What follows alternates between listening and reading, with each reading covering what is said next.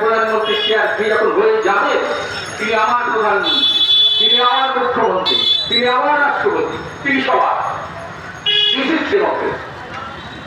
এই রাজনীতির অধিকার, এই অধিকার আমার সংবিধান দিয়েছে। কেউ আমাকে দয়া করে ভিত্তি করে আপনাকেও দেয়নি, আমাকেও দেয়। 1950 সালের 26শে জানুয়ারি যে সংবিধান রচিত হয়েছে তার নিচে আমরা সবাই আছি, সংসদও তার নিচে আছে। আর এই অরাজনীতি করে করে আজকে যা তা আজকে আপনারা দুই থেকে শুনছেন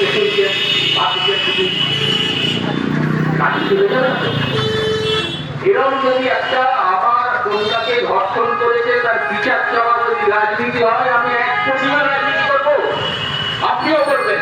আপনার পাশে আমি থাকবো, আমার পাশে আপনি থাকবেন, আমরা বেঁধে বেঁধে থাকবো।